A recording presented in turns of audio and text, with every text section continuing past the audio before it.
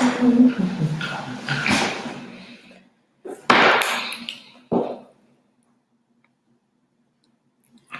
I think you guys are starting to trickle in here.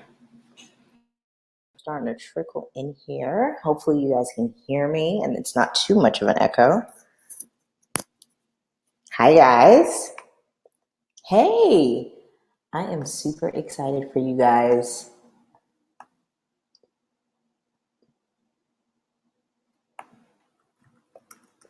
I'm letting everybody know in Teachable.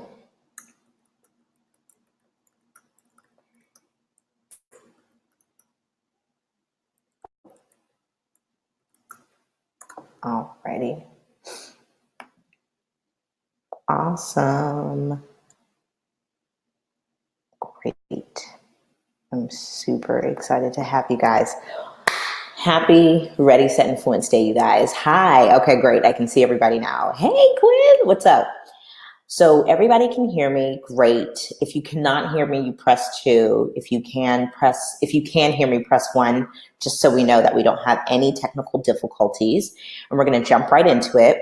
You guys should be able to see that the workbook PDF is ready to be downloaded, and you can download it here. I'm also going to make everything available in the Teachable portal as well. We just had some technical difficulties with the live video when we tested it early today. So is everything okay? Is the connection fine?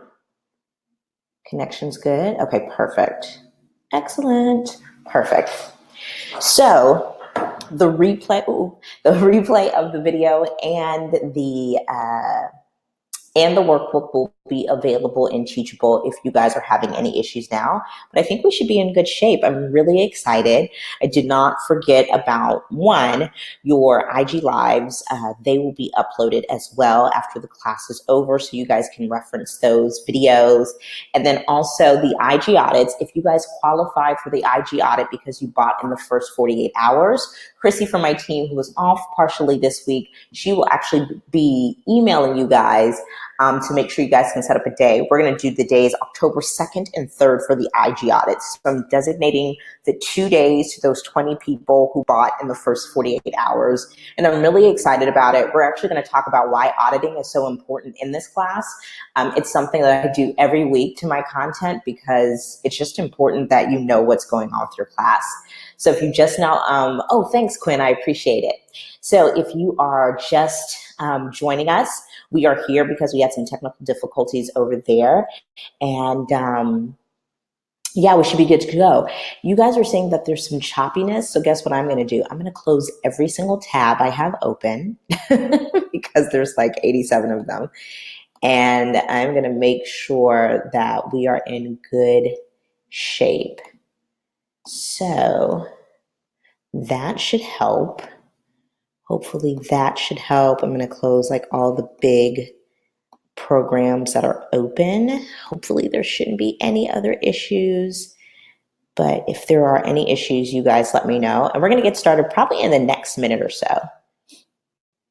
So Erica from my team is in here. She is part of the team. So if you guys have any questions, if the technical difficulties get too crazy, then definitely let her know because she'll shoot me a text or give me a quick call and let me know like, hey, stop, or we got cut off or whatnot.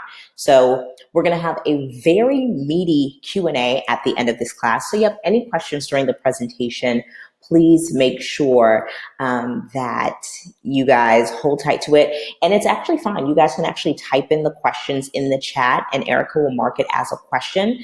That will be super easy because I'm just going to pull up all the questions at the end and start kind of, answering them rapid fire. So hopefully we are good to go. We're still saying, somebody said video is choppy. I thought it was the first day. No, actually it was the first 2 days. So I believe when I announced the class, it was on a Thursday. So if you bought Thursday or Friday, you actually got in there. So if you bought on the 29th or the 30th, you actually qualified for the IG audit. All right. Awesome. Well, we are going to check it out. If you guys are having any difficulties, feel free to like close it and bring it back in. But it seems like everybody seems to see and hear me okay. So we're going to get started. Yeah, let's go ahead and get this presentation underway. Let's see here. Make sure I have no issues at all. Perfect. Alrighty. Great. So we are starting out. So welcome to Ready, Set, Influence. This was such an important masterclass for me to do because if you guys have followed me for a while, I have done masterclasses in the past and they really focused on blogging, but I think that it was really time to create a kind of new beginner curriculum for people who wanted to start out as an influencer. Like, do you need to have a blog or not? How do you grow your following? Is Instagram really that important? So there was all these things that we needed to do. And it was really important to me to make sure that I created a class because I get these questions all the time in my DMs, when I meet you guys in person, and I absolutely love it. So we're going to be covering the basics and the foundation. And, this masterclass makes up of 4 parts, right? We're going to talk about projecting. We're going to talk about process. We're going to talk about producing, and we're also going to talk about promoting. But it was really important to me that we also covered the basics and the foundation first and foremost. But basically, my goal with this masterclass for you is that you'll be clear on how to better influence in your day-to-day efforts and feel confident to take the necessary action steps. So for me, guys, I do love being inspiring. I love all the sweet things that you guys say. But at the end of the day, if you don't take action after this masterclass, then we didn't do something right. At the end of the day, it comes down to your decision. But for me, what was really important is that I didn't create a class that was based off of one theory. Everything that I'm telling you guys in this class is what we do on a day-to-day basis, myself and my 2 team members. Actually, it's really 4 of us if you think about my amazing graphic artists who put together this presentation and all of that. But it really is quite an effort. And I wanted you guys to know how much work it took, but also to empower you to know that you can do it too. So the thing that I get asked very, very, very often, especially from influencers who first start, is that they want to know whether or not they need to have a blog. And honestly, it's one of those things where, honestly, you don't really need to have a blog, right? Like nobody is like obligated to have a blog. But I will say this, like if you don't have a blog, like you'll be fine. You can totally be a social media influencer and run your business as an influencer like that. So the short answer is no. I'm not here to shame anybody for not having a blog or anything like that. But here's why I don't encourage people to be solely a social media influencer, right? Because when you don't have a blog, you will be limited in how far you can go. So not only with brand partnerships, but also in business partnerships, and even about the amount of people that you can reach, because you will pretty much be boxed into whatever algorithm that you create your content on. So that could be Instagram, that could be Twitter, that could even be Pinterest. And so I don't want you to be limited. I want you to be limitless. That's my goal whenever I tell you guys, go for it. Here's the thing. I know that Instagram is awesome, right? We're going to talk about it many times here in this class today. But at the end of the day, you guys, you don't own Instagram. I know I sound like a broken record. If you follow me on Twitter, you've definitely heard me say it there. But you don't own Instagram or any other social media site.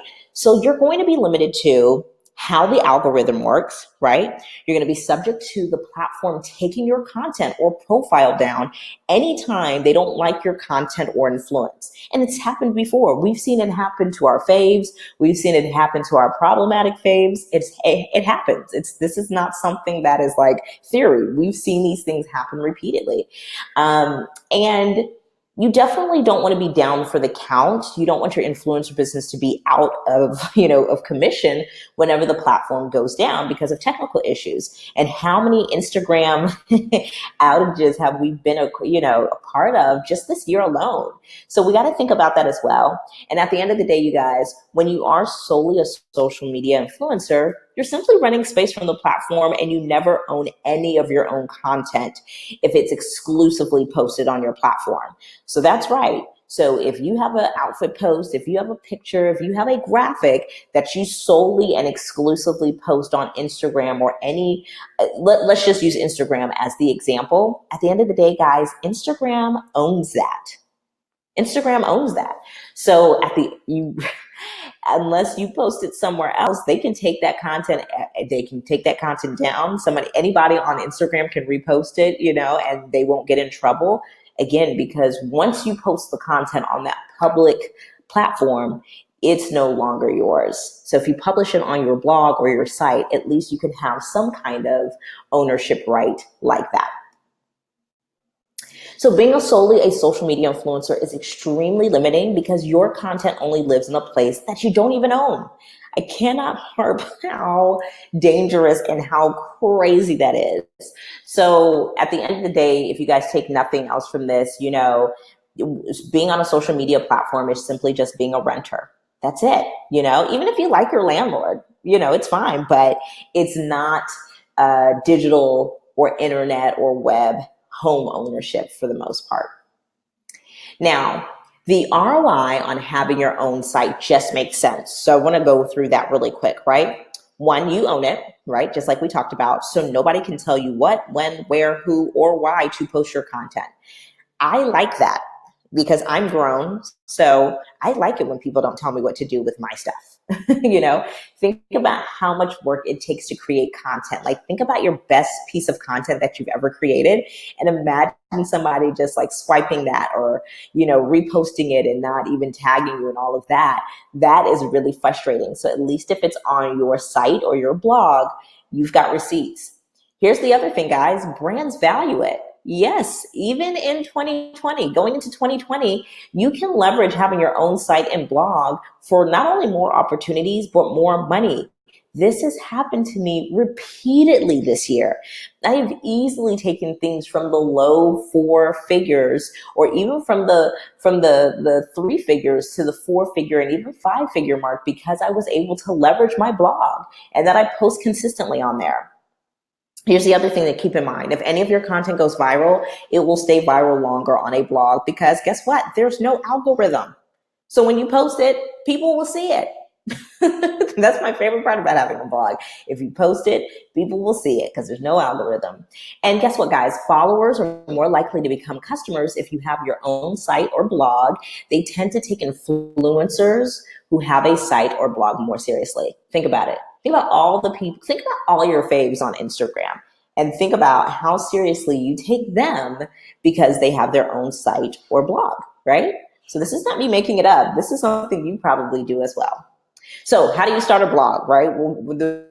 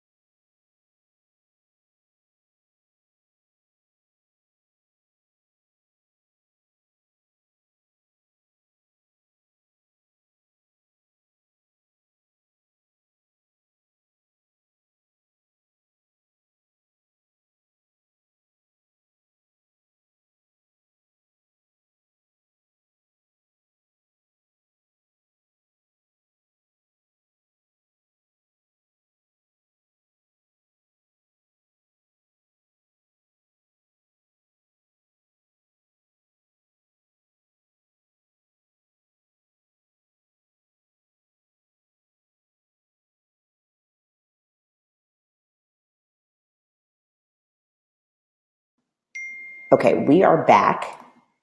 Can everybody see me? Let's see here.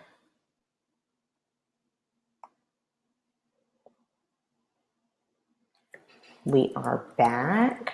Press 1 if you can hear me and see me.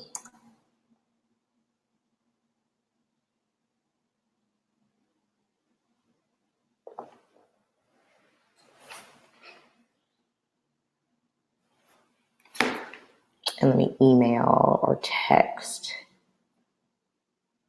Can you see me?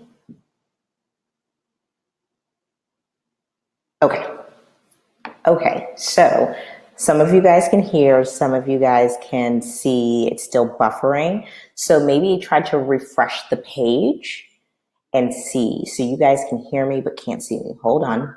Let me do this. Let me stop slide presentation. Can you guys see me? Like, can everybody see me yet? Okay.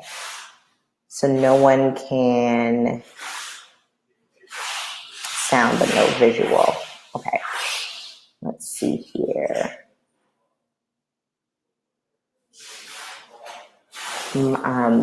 Maya is moving. So yeah, see if everybody can refresh just to see if that will work. Okay, so refreshed. Okay, yes, we're back. We're back. Okay, so if everybody refreshes their page, if it doesn't work the first time, try one more time. But yeah, if you guys refresh, it seems like that's going to be the ticket to getting.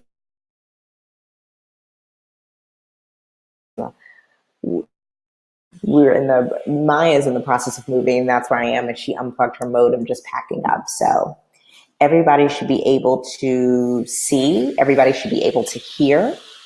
So if you can see and hear me, press 1. Okay, Danielle can see and hear. Desiree said I'm back. Vanessa said I'm back. Erica said I'm back. Okay, good. Awesome. Okay, we'll give people about 30 more seconds. Okay, great. Totally apologize for that. I was like rocking and rolling. I was really getting to the groove. So just remind me, did you guys get to the how you start a blog page, or had we not gotten there yet? Erica, can you give me a heads up of where we were as far as the presentation? Have we made it to the how do you start a blog page? Did we make it? Did we make it back? And I'll wait. I know you guys are on a delay. Let's see.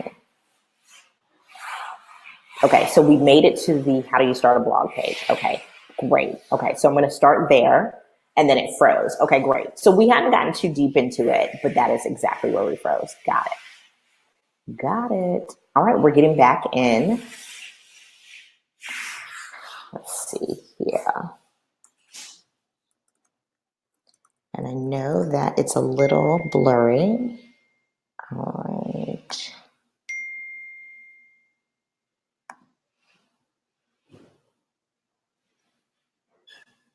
No, not workbook. There we go. All righty. Okay, so of course it took off the slide presentation. So it's uploading the presentation now. We're going to kick off in there. But you guys were able to see and hear everything okay. So is that everything good?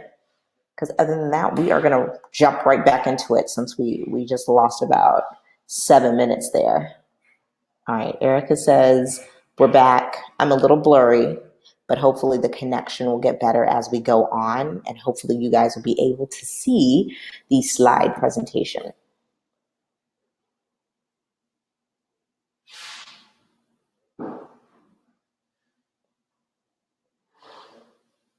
That's so funny. It just completely froze on me as well. So if it froze on you, don't worry. I felt the same thing here.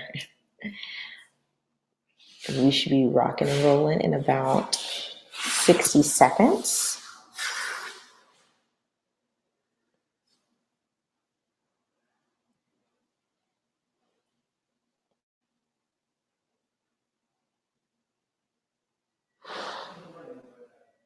And hopefully we won't have any other issues. And I'm like excited to get to like part 2 and 3. This is just the basics. We haven't even gotten to the meat yet. This is just the bread. Okay, but it seems like we got some more people back. So this works out. We're just waiting for the presentation to upload, and then we are going to start the presentation.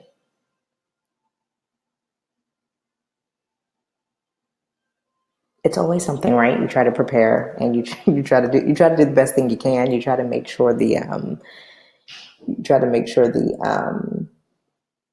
the presentation's good. You try to make sure technically everybody knows where to go. You try to make sure that everything's all right, and you can't win for losing. So we are going to be good to go. Let me see here.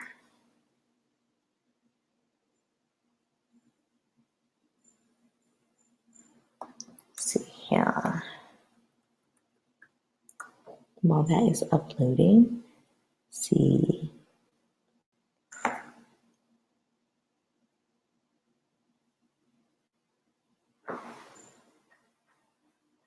Let's see. Okay. Perfect. Are we ready? It's still uploading. Okay. Sorry, guys. I'm like, what's going on? It's been 2 minutes. The sandwich is going to be good, Quinn. Then somebody, everybody's thing is urgent, right? Somebody's like, oh, I think I signed up with the wrong email. And I'm like, girl, we're in the middle of technical difficulty, Like, we already had one technical difficulty. We're trying to push through. All right. What is happening? I'm so sad. You know what? I might end up screen sharing if it doesn't upload in a minute. Let me just go ahead and try one more time. All right. I'm just going to hang out here for a second. I re-uploaded it.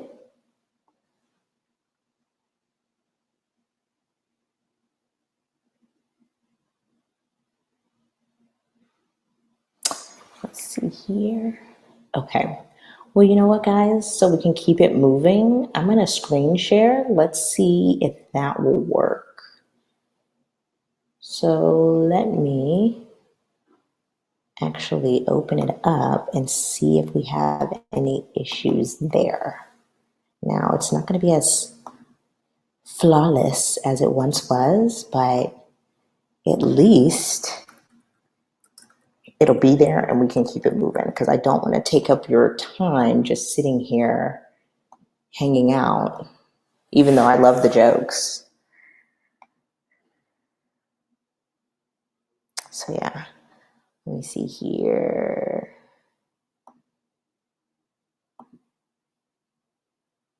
Okay, let's see. I can just share it with you guys.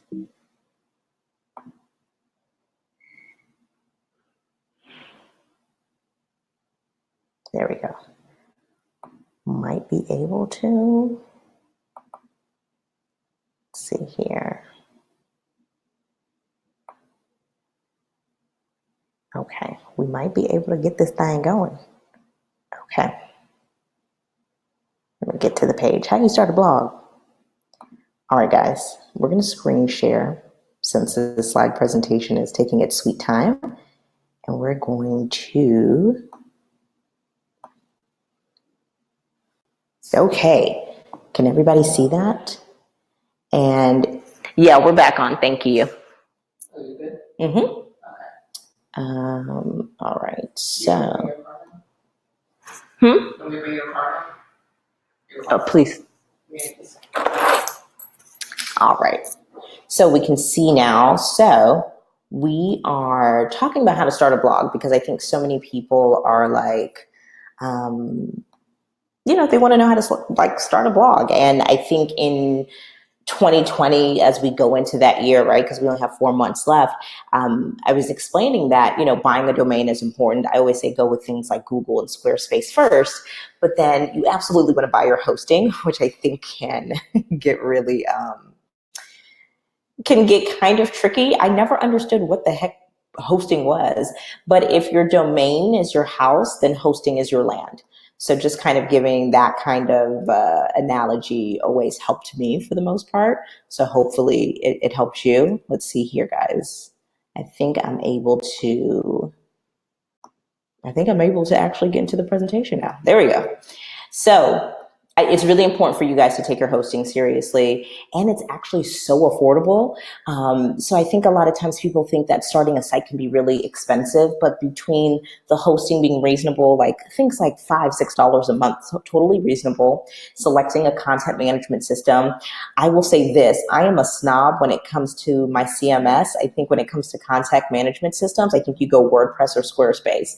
I understand that Wix try to get it together. I understand all of your other step cousins try to get it together, but WordPress and Squarespace is just where it's at. I think they have the best templates, and I think they're the most SEO friendly. So I think as far as your site coming up, for the most part, I feel like people have more success rates with WordPress and Squarespace sites. That's just me. This is my class. So I'm just giving you my 2 cents. So then after you get into your CMS and you've got your domain and your hosting, you want to plan out your content. I always like to tell people to have at least like 12 posts ready to go, just ready in the arsenal, ready to go. So plan that out. Go ahead and think about what you want to post about, create content. Go ahead and actually write it out, create the visuals for it, schedule that content, and then pick a launch date. I think what happens is people get so excited. They have 2 or 3 blog posts ready, and then it goes live, and then they're like, oh crap, I have all this work. And it's like, yeah, having 12 will kind of set you up for success, so you can kind of stay ahead of it. And then you want to go ahead and get corresponding social media handles. Do this before you go live with your blog or your site if you don't have one already. I cannot harp on that enough. And then launch. Once you got your social media going, you've got your 12 blog posts on deck, you pretty much have content for like 3 months if you're posting once a week. And I always suggest people start out like that. So starting a blog is not as hard as you think it has to be. So really what it is, you guys, is just making the time to look thoroughly and consume. And most importantly, and I'm going to say this over and over again during the class, apply what you learn. Look at how to start a blog on Google, on Pinterest, on YouTube. There's so much great content on that. So please just make the time, even if it's just 2 uninterrupted hours on a Saturday, go ahead and get into it. I cannot suggest how much you should have a blog, okay? Now, I think the exception to the rule here is that if you don't have a blog, you should have a YouTube. So that's the only exception to this rule. I feel like if you really want to be a poppin' influencer, if you really want to make this your full-time job, you will have to have a blog, or else you will burn out because, trying to do 48 sponsored Instagram posts just will burn somebody out, the average person. But if you don't have a blog, YouTube will do the trick. YouTube is still popping. It's still the machine that can't be beat online. So a YouTube channel definitely is the way to go as well. So should an influencer be on every single social media platform? No, that's silly. That's a lot. And I know this because I am on just about every social media platform. I think though, because I've been blogging for 9 years, I also was really native to everything, right? So I was blogging for 1.5 years before Instagram was even a thing, which is crazy, right? So I'm going to turn off my camera here so we can focus on the slide, but I don't think you have to be on every social media platform. I think it is important to figure out which ones are great for you. I think everybody should have their main one. And I think for a lot of people right now, it's Instagram. And then I think you should have a secondary one. I am on all 4. I have 5 figure followings on all 4. I love social media, but I do think I am some kind of unicorn. And I think also the time I started is why I have the kind of followings on all the platforms. I think right now, I think it's smart to be on having a primary social media platform that you always interact and engage with your followers with, and then having a secondary one. Instagram is absolutely great for beautiful photos, growing a following, and getting brands to notice you. That is why Instagram is valuable. If that's what you're trying to do, if that's your thing, then Instagram is the place to be. Pinterest is also incredibly valuable, and I don't think a lot of people know this, but what happens is that You basically easily take followers to readers. They basically easily convert just because Pinterest is where content goes to go viral. I don't think a lot of people know this. You know what I mean? So, and you absolutely want to be promoting your new blog post there. I cannot harp that enough. And I always like to tell people that Pinterest really is not a social media platform. It is a search engine. It is so incredibly SEO friendly, and that's where you want to go put your SEO friendly content at. Twitter is great because it's real time engaging during pop culture events. So red carpet moments, the big game, whatever have you. And then Twitter chats are still awesome as well. And then last but not least is Facebook. It's great for live videos. Like live videos thrive on Facebook. Sharing and reposting content, that is also where content goes to go viral. And the Facebook groups are still really successful on Facebook. So you don't have to be on everyone, but these are kind of like why each of these shine, if you were wondering. So I will be the first one to tell you it's hard being good at one platform, let alone 4 or 5. So I will not be in here telling you that you need to be on all of them, because that's ridiculous. Okay. You just need to be on 1 or 2, the ones where you really, really shine. All right. So let's get into part 1. Let's start to get into the meat of the class. I did want to cover those basics because I do get those questions often, and I wanted to make sure that I answered them and it was clear and that you could, have something to go back on review whenever you do reference this class again. So part 1, we're going to talk about projecting. Projecting is so important as an influencer because it forces you to get in the mindset of a business owner as an influencer. So I think sometimes as an influencer, we get super excited. We're like, ooh, yeah, I'm posting on Instagram and my blog is pretty and this and that. But the reason why you want to project or predict and set these goals is because it really does force you to get into the business mindset of an influencer. So when you first start blogging, or you start like the beginner influencer journey, you really want to ask yourself, 1, what exactly are my goals? And what am I trying to accomplish? When you set a goal, you want to challenge yourself, okay? So it should not be like, okay, I want to try to get 2 new followers, this week, let's go for 10. It should cause you to stretch, and I cannot harp on this enough. And I think that the biggest mistake that a lot of influencers are making is that they don't have their mind right. I think everybody thinks this is easy because it's the internet, and it's quite the opposite. To me, it actually is harder because it is the internet. So your mindset is everything. And that's why projecting is the first part of this class, because I cannot tell you to go post consistently. I can't tell you to go produce great content. I can't go tell you to promote this content if your mindset is not in the right place. And this is why setting goals is so important. Okay. Here's the thing, guys. At the end of the day, you've got to set these SMART goals. We're going to keep it really funky. I think the reason why a lot of people don't succeed as influencers at a serious and successful level is because they're not setting goals, and they're not setting goals that are smart. So people are like, oh, I want more followers. Well, what else? So we've got to set these SMART goals. SMART goals are specific, they're measurable, they're attainable, they're relevant, and they're timely. And so it's important to get specific. Is your goal clearly defined, right? So instead of just saying that you want to grow your following, have a specific number in mind. Are you trying to grow your following by 100 followers? Are you trying to grow it by 25? Are you trying to grow it by 1,000? There is no right or wrong answer, but it is really important to make sure that you have a specific number in mind. So at the end of the day, guys, vague goals will get you vague results. I think I tweeted this a couple of minutes ago, and I said vague prayers will get you vague results. It's the same thing with goals, man. Vague goals will get you vague results. So I want to really encourage you. I think a lot of you guys have exactly what it takes to grow and be successful, but you guys, 1, are probably not setting goals at all, or 2, you're setting super vague goals and you haven't accomplished what you need to. So let's get into getting more specific with our goal setting, okay? Then it's important that not only we're specific, but that these goals are measurable. Are you aware of the value or the quantity of your goal, right? So we want to know exactly what the numerical value or quantity of your goal is to keep you staying on track. We've got to stay on track, guys. I know it's easy to fall off the bandwagon, and that's why I created this class, right? But when things are measurable, when you can go back and look at the numbers and say, wow, I really killed it this week. I wanted to get 25 new followers and I ended up getting 40.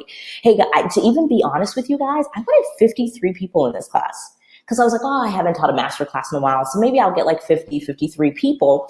And we ended up having 86 people purchase this class. So this was a measurable goal for me. This is not just something I'm telling you. This is, if you could go and tweet my my money manager, Ayana, and she was like, okay, well, you're getting back into doing master classes. What's your goal? And I was like, you know what? Let's get 53 people in here. Let's see if we can get, this amount of income for this month. So making goals measurable is so, so key.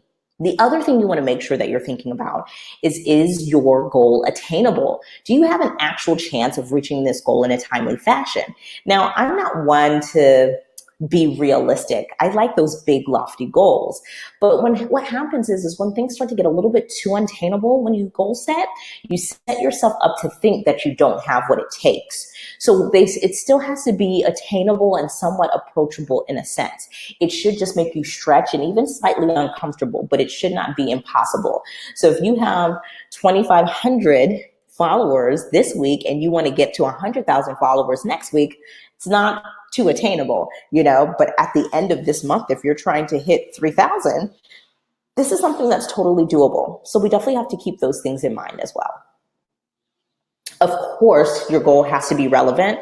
This is so important as an influencer, right? Because what happens is that we start seeing everybody else do these things, and it's happened to me too. And what happens is we start to lose focus of our end goal.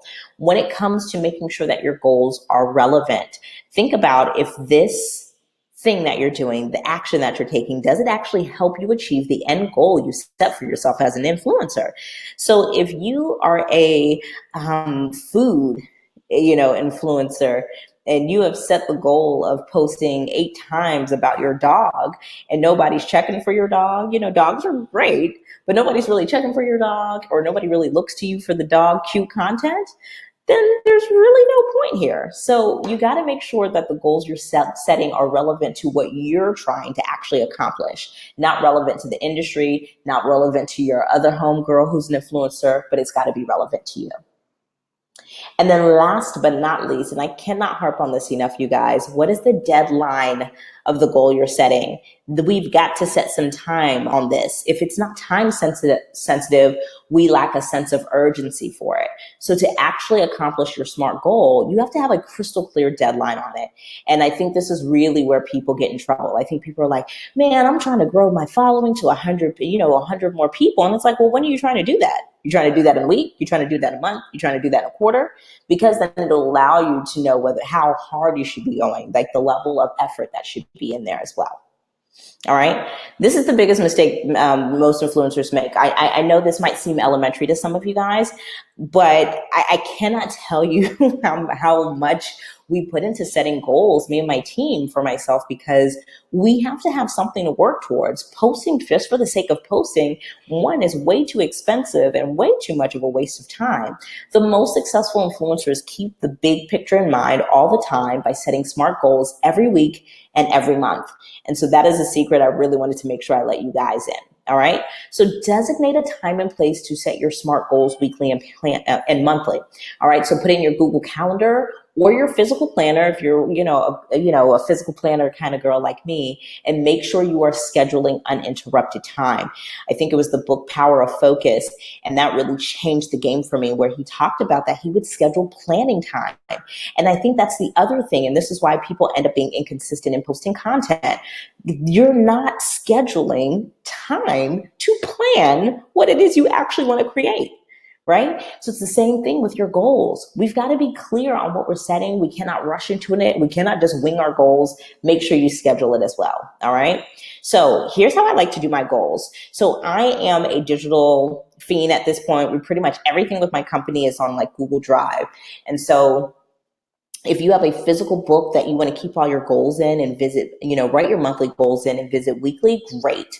Head on over to like TJ Maxx, Kate Spade, whoever, and you get your physical notebook. If you're digital like me, this is basically what I do. I get a designated Google Drive folder for my goals and nothing else. Okay. And I literally just call it Goals 2019. When 2020 comes around, I do it all over again. And I did it for 2018 and I did it for 2017.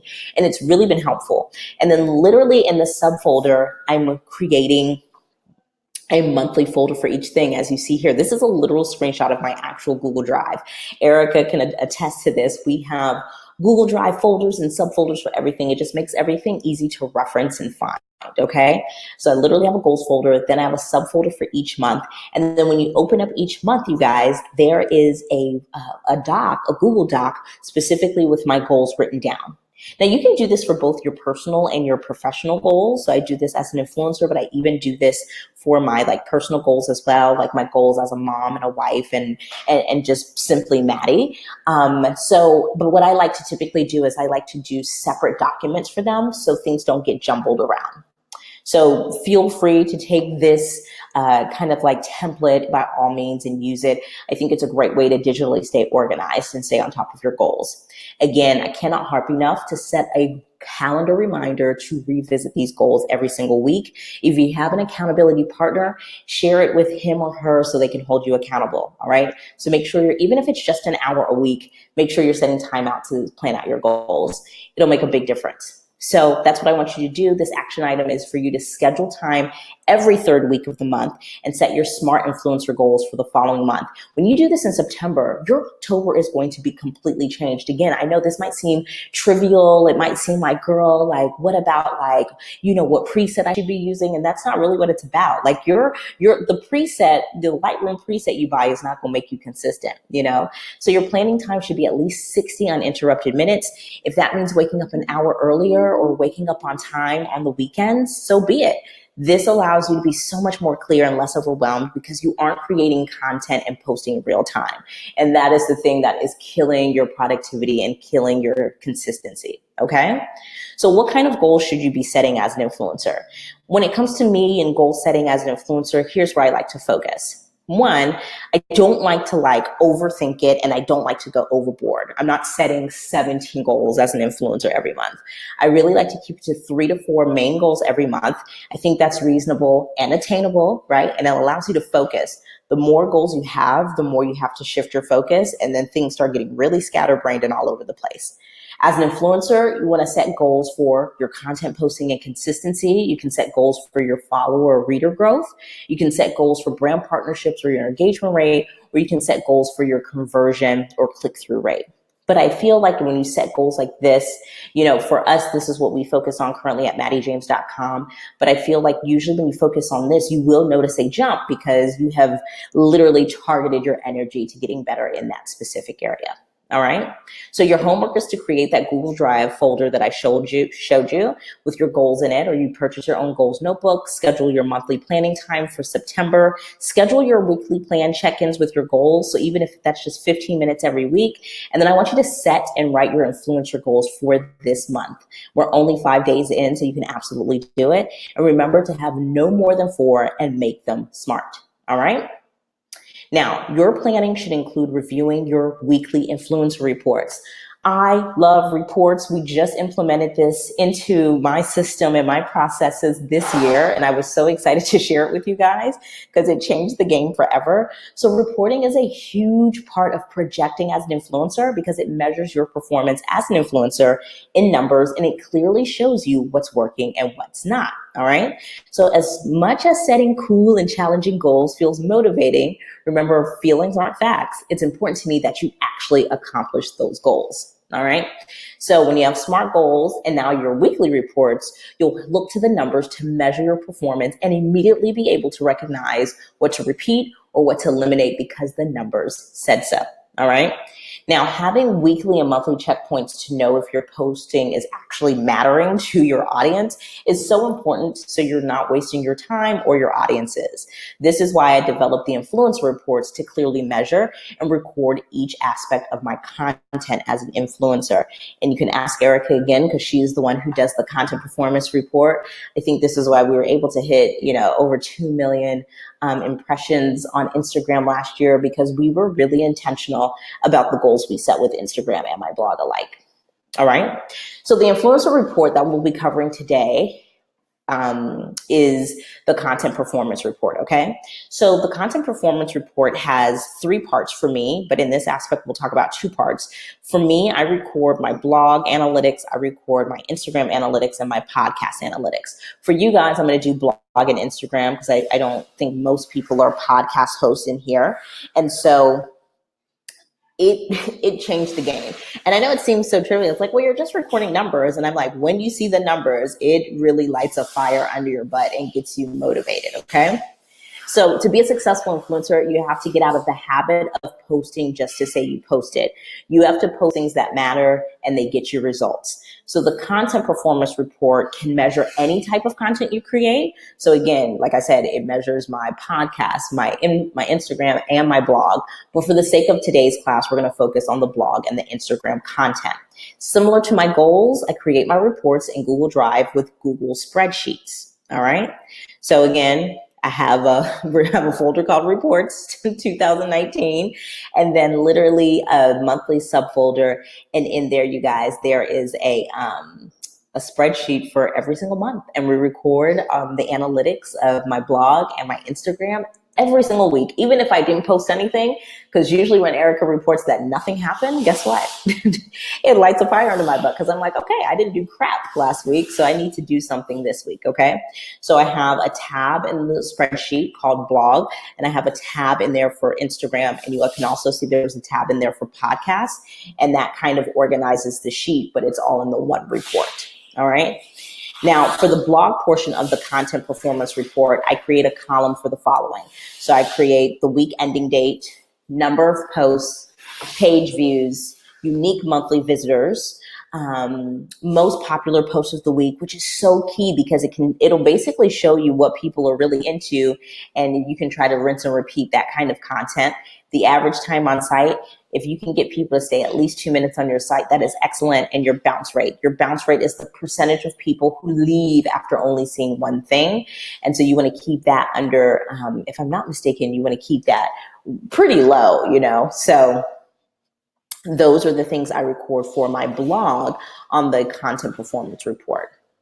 Now, for the Instagram portion of the content performance report, I create a column for the following, and it's a little bit different. So for us, it's the week ending date, number of posts, number of followers, the difference of followers from the previous week. If it goes down, we put it in red. If it goes up, we put it in green, and you'll see we hit green for August. Number of profile visits, engagement rate percentage, number of organic posts, number of sponsored posts, average comments per post, and reach. So we get really detailed. But again, when we know exactly what the numbers are, it makes it super easy for me to set these crystal clear goals.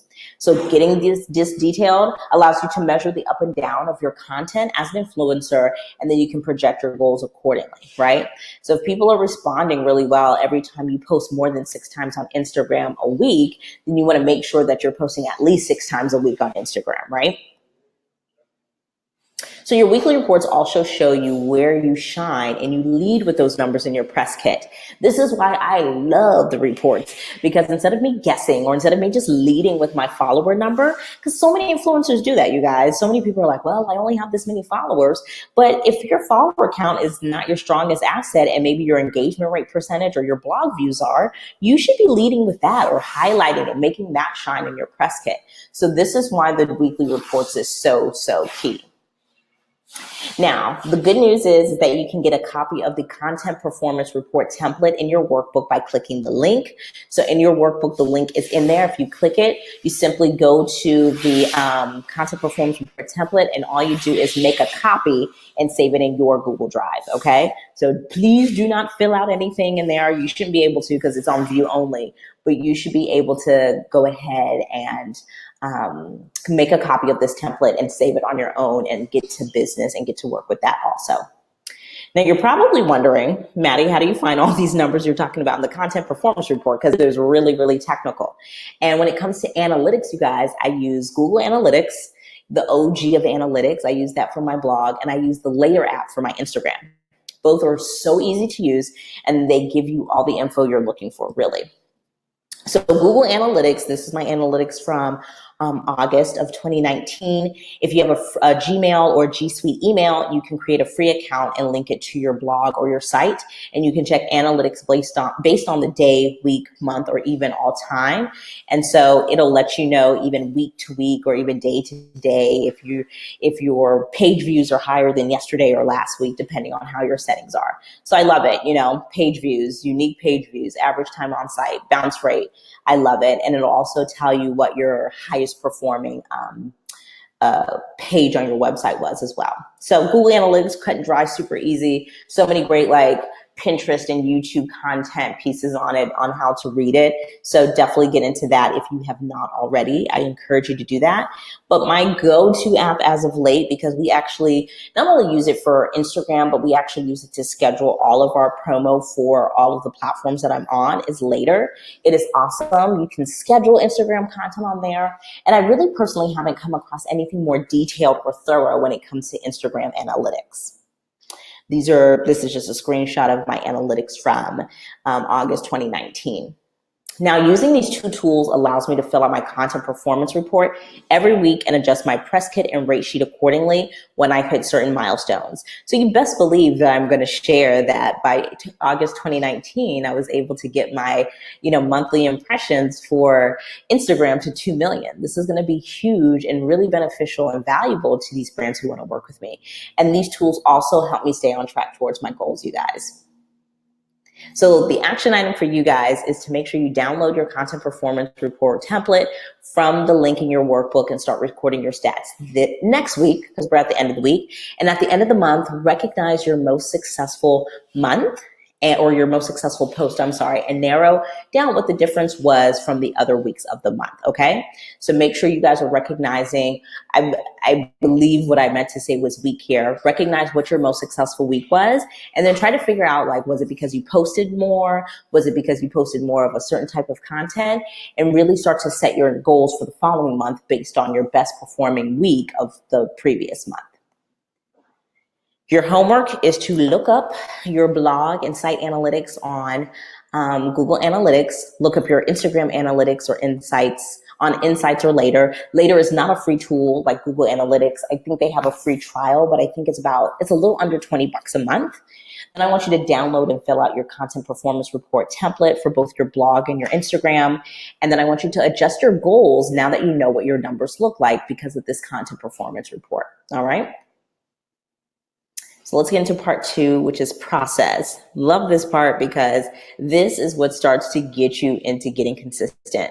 Creating a process that allows you to post consistently without causing burnout or confusion. So key. So key. Without a process, you guys, it's impossible to be consistent. Or at least it's impossible to be consistent without burning out. Cannot harp on that enough. I've tried it. That's why I know. A process is simply all the steps necessary to gain a certain result, you guys. That's it. It's not really rocket science. It's just breaking down all the steps. So what I want to do is break down the steps of a blog post to understand what a full process looks like, okay? So to publish a blog post, right? Because I know it seems like, all we're doing is publishing, right? Like how many of us have, gotten up on a Monday and we're like, okay, I'm going to publish, I'm going to post on my blog today. And it's like, well, you've got to plan and research. You've got to write. You've got to edit and format. You got to include links. You got to include visuals or photos. You've got to schedule. You got to publish. And then you got to promote on social media.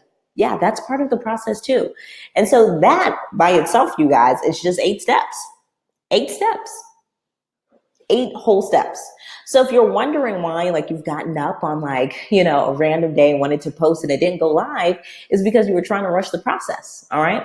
So now that we've broken down the steps of the process, let's discuss if you have to actually execute them yourself, right? Because when it comes to posting consistently and applying steps of your process, you've got to identify which 5 ways you want the step of the process to be executed. All right. So with the steps of any content creation process, you can associate, operate, delegate, automate, or eliminate. So you can do any of these 5 things with a step in a process: associate, operate, delegate, automate, or eliminate. All right. So associating a step in a process means it can't be done without another step being done first. So essentially, you cannot edit a photo without it being taken first. You cannot edit a blog post without it being written first. So that's association, right? So that means that that particular step has to be done in order. Operating a step in the process means you're the only one who can or you prefer to execute said step.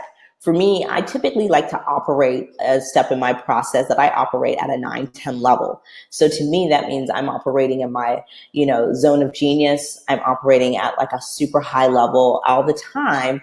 And I prefer to do that, especially the site's called MattieJames.com. So it'd kind of be awkward if somebody else did it.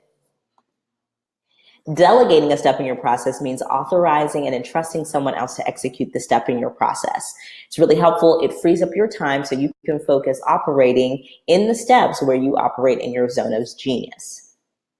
Automating a step in your process means you use an app or software to automate the steps so you don't have to spend time doing it. So this could be anything from, scheduling, a certain promo post to go live once, a blog post is live, so things like Later, things like ConvertKit, different things like that help me to automate certain steps that I don't want to do in real time. Last but not least, eliminating a step means just getting rid of it. So maybe you've realized that it wasn't helping you get the results that you wanted. And so you just got rid of it, and it helps your process become more efficient. And a lot of times we're hanging on to steps because we think it needs to be in there, and it's not really the case at all. When you're able to clearly identify your process, you are completely aware of the effort it requires from you. Therefore, when you say you're going to, post on your blog today, you know that actually writing your post out today is what you mean, and that blog post will more than likely go live within a week or so because you know how long the process actually takes. And just being clear on that makes you more consistent because you're not living in this pie in the sky, I'm going to be consistent because I feel like it kind of thing, right? Identifying your process equals increasing your consistency. Identifying your process equals increasing your consistency. So your action item is write every single step out for every single content creation process that you have, okay? So for you, you may do blog posts and Instagram posts. For some of you, it might be a YouTube video and Instagram post, maybe even a podcast, but write them out. Take time in the next 14 days to not only complete each process once, but time each step during the process. This is imperative, and I know it seems super tedious, but what's going to happen is it's going to eliminate any guesswork, leaving you with the actual amount of time it actually takes you to execute a content creation process. So again, when it comes later on to scheduling when you want to execute content, you don't have to guess because you've actually taken the time to time it and execute it from start to finish. All right. So your homework is write out each content creation process you have, whether it's your blog, your Instagram, whatever have you. Write out each step of the process and then execute each process within the next 7 to 14 days and time how long it takes you. All right. Part 3, produce. This is where we get to the fun stuff. This is when you can actually start working. This is when you can actually start creating the content. All right. So the content creation to me is the fun stuff. It is the hardest stuff. It is tedious. Sometimes you'll be shooting and the sun don't want to cooperate with your face. And, it's just tough. But producing is really why you're an influencer, right? So let me tell you the secret to being consistent and producing at a consistent level, okay?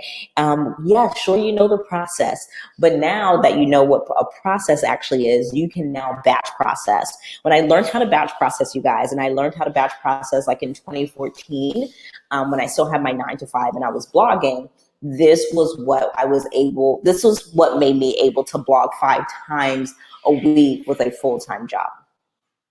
Batch processing is when you complete one step of your content creation process repeatedly to execute various pieces of content, okay? So we'll break it down further. But basically what this does is it creates a level of efficiency, not only for that step, but your entire process, because you can also write all of your captions and blog posts at once, or you can even edit all of your photos at once. It is a game changer, okay? So for example, batch processing is basically like if you are let's just say you're a style blogger, okay? And you post outfit posts. Well, instead of shooting one outfit post at a time, if you now know, because you've timed your process and you know exactly how long it takes you, if you know that you want to post 3 times a week, and that means you want to post 3 outfit posts on your blog, and it takes you 60 minutes for one outfit post, then that means you need to schedule 3 hours to shoot 3 outfit posts. But guess what? When you do that, if you shoot all 3 at once, then you can delegate, you can batch process via delegation, you can batch process via operation, and even automation. So what it does is it not only creates efficiency for that one step, but your entire process. What makes batch processing possible is knowing, again, exactly how long that one step takes you and then scheduling accordingly. A lot of us are scheduling things that we don't even know how long it takes us, and this is why we're inconsistent. Now, I want you to take a look at this example of a schedule where you batch process steps in your content creation process, right? So maybe you have a pretty demanding Monday through Friday job, and you really only have time in the evenings to maybe schedule some stuff or write some stuff out. So this is an example if you have a 9 to 5 like I did. So on Saturday morning, from 9 to 12, you would shoot 3 outfit posts. Then on Sunday morning, you would wake up early, and from 9 to 11, you would edit those photos that you took on Saturday. On Sunday evening from 8 to 10, you would write out all those outfit posts, blog content, and the IG captions for that, right? Monday evening from 8 to 10 after work and dinner, you would edit and format all your copy and captions for all 3 of the outfit posts. Then Tuesday evening from 5 to 7, you would schedule all 3 outfit posts to go live on the blog and Instagram for Wednesday and Friday of the actual current week, and then Monday of next week. So basically, yes, you did quite a bit of work, but basically all that work you just did set you up for a week of consistent content. And to me, that's invaluable. What happens is a lot of us are we scramble, we're trying to shoot in real time, and then we end up not shooting for 2 weeks, when if you would have just kind of put your head down and got to work, you could have knocked things out for the following week between Saturday and Tuesday. And really not too hard, you know what I mean? It's just taking 2 to 3 hour pockets here and there. And that is the level of effort that it does require. Even at the full-time influencer level, I batch process content because I can't. I just can't. I cannot shoot Monday through Friday. The way my children and my husband are set up, I just can't. And then the people who work with me, they also have husbands and children. And so at the end of the day, it's okay, we shoot on Wednesdays and Thursdays. And since we do shoot on 2 days out of the week, you best believe we're shooting more than one thing if the schedule allows it. And in most cases, we make sure it does, because we like to operate at an efficient level, okay? So even at the full-time influencer level, it's not every single day I'm okay, I feel like beating my face, and so I'm taking a picture. No, it's girl, can this happen on Wednesday? If not, can it happen on Thursday? Okay? So how can you make sure you never run out of amazing content ideas that keep your audience excited about what you post, right? So now you know what it takes to create a process and then maximize that process with batch processing, right? But now that you know how to be consistent, how do you make sure you never run out of ideas? Because I think sometimes we've run into that where you're what the heck am I going to post? Okay, she taught me this and that, but now I don't have any ideas, okay? Well, thinking of ideas in real time is not only going to cause burnout, but it kills your productivity. It is such a waste of time. Anything that you can prep and do ahead of time, I'm going to tell you to do it. I have amazing ideas every single day, but I don't have time to execute them in real time. And so I like to have amazing ideas in what I call a content arsenal, so I don't have to come up with something on the spot when I actually am scheduling or going ahead and getting ready to execute content, whether it's for myself or a brand partner. All right. This content arsenal is called references. Again, Erica can tell you because she's the one who shoots my photos. I am a reference queen. I'm Erica, what are the references? If she's okay, we're shooting with this brand today, I'm okay, what are the references? We need references. A reference is basically a piece of content that you like, or it's inspired you, and you save it and you refer back to it when you execute content. Girl, I've got references everywhere. I got references on Pinterest. I've got references on Instagram. I am a reference queen. That's why I can create content any time of day because I'm ready, you know? So references can be saved on Pinterest, you guys, and in their, of course, Pinterest is, they're known for their boards and stuff like that. But the cool thing I love is that they have secret boards. So I love it. So you can save photos and references that way. I have a secret Pinterest board called Blog Shots that I actually share with Erica.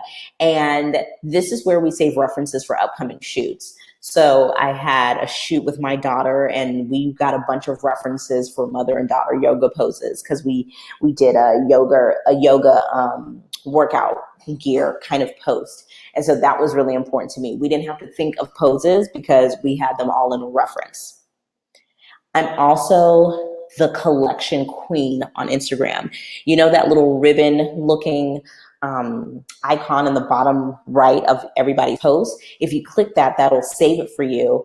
And you can just save individual posts or you can make collections of them. So for me, we didn't get a screenshot of it, but for me, I love having collections of different types of content that we have. So I have like lifestyle shots. I have mommy and me shots. I have Mattie and Chris shots. I have, outfit post shots. So I love, love, love it, on Instagram, saving those posts to me is basically allowing me to create a content arsenal and saving it in specific collections to me. Like if me and Erica know we have to shoot something beauty, I can go to my beauty shot collection and be like, I was thinking about shooting something like this. I'm not even exaggerating. She's here in the chat right now. You can ask her. This is literally my everyday life. So everything that I'm telling you is not things that I think might work for you. It's stuff that I'm implementing every single week. So scheduling like an hour a week to search Pinterest and Instagram to save references is going to be super beneficial to your content creation process, especially if you're in that season where you're like, I'm trying to get better at photography or shooting or posing and shots and different things like that. Because I was hot triggity trash when I first started out blogging. And when I kind of came out the gate and tried to do this whole influencer thing and really just saving references, studying those references and figuring out how I can make it my own when it came to creating my own content or working with a brand partner was really, really helpful, you guys. So don't think you have to have, a brand new idea under the sun all the time. It really is not about reinventing the wheel. It's just about making the wheel your own. So your action item is to create a secret Pinterest board or Instagram collection to start saving references for your future content ideas. And remember that saving references on a regular basis allows you to not run out of content ideas. So again, might seem trivial, might seem silly, but taking that hour out just to look at like content you like and that inspires you, or just get in the habit of doing it constantly will really, really help you, because you might not think that picture you really liked about that red lipstick is going to help. But if you, get your following to that place that you wanted to get it to at 6 months, and you get, maybe a brand campaign with Sephora at JCPenney, you might need to shoot something for, Sephora lipstick or NARS lipstick. You never know. So if you like it, if it inspires you, save it as a reference. You never know when you need that. Your homework is to create a batch processing, schedule batch processing within the next 2 weeks, right? So figure out what you can take and batch process in your content creation process. And I encourage you to knock it out in 2 weeks and see how far you can get yourself. Maybe you can even shoot something that, maybe you don't want to post 2 times a week. So you can probably shoot 4 things in one day and be ready and set to go for 2 weeks. Definitely create a secret Pinterest board for content references. And then I want you to start creating Instagram collections for your references as well. All right, guys, we are in that last piece of meat of the sandwich. I am excited for this part. You want to know why? Because no one does this except for the people who are like operating at a super, super, super, super high level. The majority, I would like to say like 80% of influencers do not promote their work enough. And this is why they're not getting noticed. This is why their following isn't growing. This is why their engagement is low. And this is why they are not becoming the influencer they just know in their mind that they can be. All right. Let's talk about engagement. If your engagement is low on Instagram, it's because you don't engage. I'm going to say that one more time for your step aunties in the back. If your engagement is low on Instagram, it's because you don't engage. All right. Most beginner influencers get super, super, super discouraged when they post something, they think it's good, and maybe it is good. No one's even saying that it's not good, but they post something and only get like 1 or 2 comments. And then, they go and have their womp womp party in the corner. Big, big, big mistake. You want to know why? Because responding to every single comment, I don't care if you get one, automatically doubles them. And the algorithm notices that, especially when you reply to a comment that has at least 4 words in the response or the reply. The algorithm recognizes that as active engagement. So when you reply to a comment and that comment has at least 4 words in it, at the end of the day, guys, that's how the algorithm is recognizing engagement out here. And then it'll start to push your post out to your followers more, and hopefully more people see it. It starts to extend your reach. Commenting on at least 25 other posts helps your engagement. This is where a lot of people miss it. A lot of people are double tapping.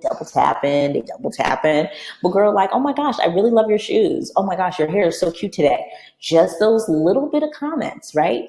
Those like 3, 4 words, at least 4 words, because you want to be recognized as somebody who engages actively, also helps your Instagram profile as well. So I want you to get diligent, and I want you to set aside, you have 15 minutes a day, because I'm sure most of you guys are on Instagram 2 hours a day, right? But go ahead and set that 15 minutes aside to just engage on other posts. I do it every single day. And people are like, man, like, how does your following keep growing? It's like, I'm active on Instagram, even if I don't post. Setting aside that 15 minutes to go comment on people's things. And I notice it all the time. I comment on people's, followings that are under 1,000, and they never respond back. They never reply back. And I don't comment on people's posts for them to say anything back, to be clear. But it's amazing to me how people don't respond back. And I'm like, that would automatically double your comments, which essentially automatically doubles your engagement. All right. So I want you to ask yourself this, because this is really important, and it's not to snatch edges or get anybody together, but I want you to ask yourself this question. If you saw what you just posted on Instagram, so think about your last Instagram post. Would you follow yourself on Instagram if you saw your most recent post? Would you follow yourself if you were another person? If we pulled you out of your body and you were just like an innocent, like, oh, I'm on Instagram, I like to follow dope people, would you follow you? And I ask this question because people be like, well, nobody's following me. And I'm like, think about the people you follow. Are they posting content? Are you posting content that looks like them, or vice versa? And again, it's not about you doing the same thing, but think about the quality and the intent and the effort behind that. You know what I mean? So I really wanted to talk about engagement and conversion in this promote section, because when you promote something, you do want to get people to engage, but you also want to get them to convert, right? So engagement is getting people to respond, and conversion is getting people to act, okay? So at the end of the day, engagement is simply getting somebody to double tap or comment on your content, but conversion is getting people to actually go to your profile and click on that link in bio, or to click that swipe up link in your Instagram stories.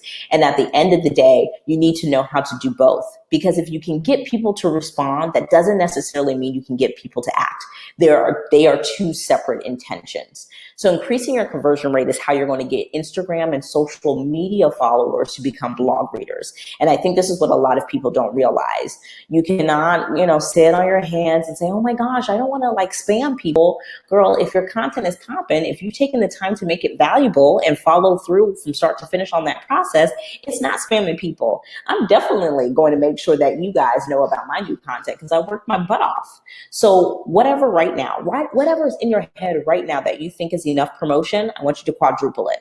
Because I guarantee you it's not even kind of a little bit close to how much you need to be promoting your content, okay? So let's break it all the way down. Whenever you post a new blog post, even if it's just once a week, okay? You should be driving people to that post at least once a day, every single day for a week. Yes, including weekends, on any social platform you're on. I'm going to say that one more time, because I know that's going to go over a lot of people's head, because you're going to try to be like, well, for me, I don't necessarily have to do that. And this includes you too. You're not special. Whenever you post a new blog post, you should be driving people to that post at least once a day, every day for a week, on any social platform you're on. Not only will that actually convert followers to readers, but then that makes brands notice you, because they know now, like, wow, she not only knows how to get people to engage, but she knows how to get people to convert. All right. So On Instagram, what does this mean? So on Instagram, you basically want to mention your new blog post in an Instagram post or Instagram stories. Okay. Again, once a day, every day for 7 days a week, right? So every single day, once a day for 7 days after that, new blog post goes live. On Pinterest, you want to do one promo pin every day for a week. That'll suffice.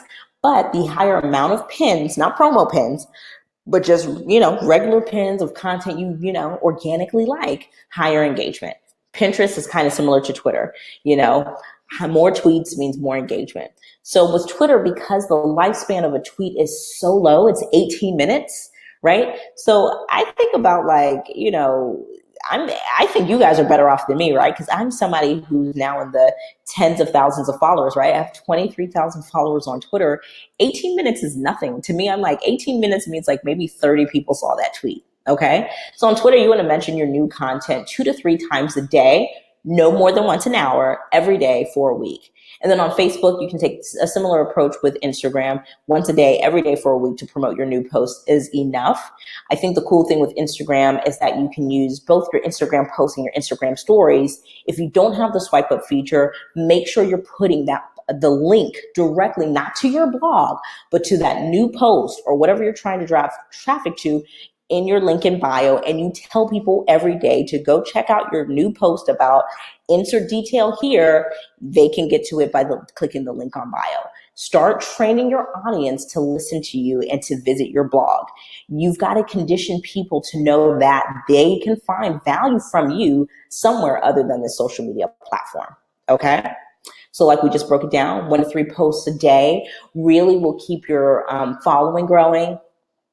Again, out of those 1 to 3 posts per day, you want to make sure that there's one promo post to promote whatever your newest blog content or your newest YouTube video or even your newest podcast. Pinterest, if you want to keep growing on there, have about 15 pins per day. Out of those 15, one can be promo to your own site as well. For Twitter, at least posting 5 times a day is good. One can be promo. But again, Twitter's one of those things that if you post more on Twitter, if you tweet more, you're going to get higher engagement. And then Facebook is 1 to 2 posts per day. I would definitely do one promo post and then do a reshare some type of content, maybe from one of the bigger Facebook pages, like from a magazine or organization. And usually if you can do video, that'll also cause higher engagement. But for promotion and just posting to make sure that you're growing, this is kind of like the guidelines that you want to follow. The more consistently you post, you guys, the more you engage and the more you convert means that your following is going to grow continuously. Like growing your following isn't like, there isn't a magic potion. There isn't a magic powder that you drop on people. This is the kind of work you have to put in, and this is what's required to grow your following continuously. So I definitely want to make sure that you guys understand this, not just from the platform standpoint, from your blog standpoint, from the process standpoint, and why setting those goals are so, so important. All right. So your action item is to promote your latest blog post every day on your social platform for the next 7 days. So if that means if your last blog post was last week, or your last podcast was last week, or your last YouTube video was 2 weeks ago, go ahead and promote that on every social platform that you're on, not every social platform, but every social platform that you're on for the next 7 days, at least once a day. And let me know what happens. I want somebody to be bold and take this action item and go ahead and get serious, and let me know what happens when you do that. So your homework, you guys, is to create a social media promo schedule for the next 7 days. What are you going to be promoting in the next 7 days to get people's attention? Don't feel like you can only promote the newest thing that you have on there. If you notice that in your analytics, people really liked a certain post, definitely promote that as well, but you definitely want to always make sure you're promoting the newest thing also. And then what I want you to do is to engage with 25 posts every day on Instagram and leave a comment. Make it at least 4 words. It doesn't have to be a paragraph. You don't have to profess their love for you, but definitely make sure it's at least 4 words.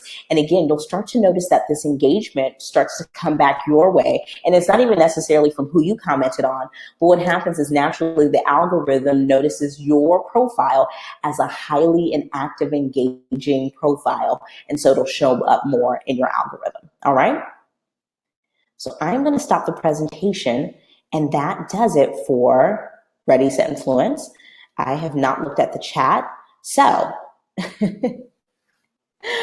I am going to look at the questions, and it seems like there's quite a bit. I'm going to take some water because my mouth, I've cotton mouth because I was running my mouth for like the last 2 hours. So how was that, you guys? I was trying to make sure I kept it 90 minutes and then try to give like 15, 20 minutes for Q&A.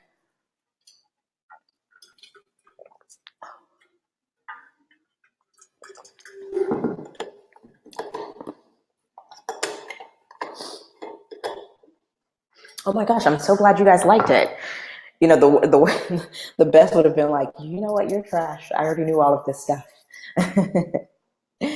Good. All right, so I know, let's see if, let me see here. All right, so Erica, if you'll start marking questions, I think what I will do is start looking at things. Oh, good. Okay, great. So glad you guys enjoyed. I know there's 47 of you guys in here. Hopefully you guys are able to interact and ask your question. So much information to process. Yeah, I wanted to give you guys more clarity than just like a lot of info, but I wanted to make sure that you guys got enough information that left you understanding. You know what I mean? How do you measure engagement rate? So basically your engagement rate is the number of likes and comments divided by the amount of followers you have. That's how you have that. That's how you do that. The content performance report is correct. Yeah. And you know, Quinn, you can ask Erica like every single week. I'm like, so what are the numbers? What are the percentages? Okay, how do we get it up? How do we double that? You know, so I take it really seriously. And like I said, everything that's in here is what I apply in my everyday efforts as a full-time influencer. You know, tips at getting more comments than likes. Well, I think, Shakita, just like what I said, think about what you respond to on Instagram. Does your content follow suit? Is your, like, think about what makes you react. Like if somebody is just like just killing it head to toe, I'm commenting like, oh my gosh, I can't believe that. If somebody had just posted something super meaningful and just pulled me in at the heartstrings, I'm responding. You know what I mean? If somebody's asking an open-ended question, I'm responding. So is your content doing any of those things? Are you super killing it? Are you pulling my heartstrings? Are you even asking me a question to answer? Something as simple as asking like, what do you guys think? Crazy people get crazy and they start what's the thing called? They start to answer, and that's something as simple as that will start getting people together. So I think it's literally just being intentional at that level. You know what I mean? Let's see here.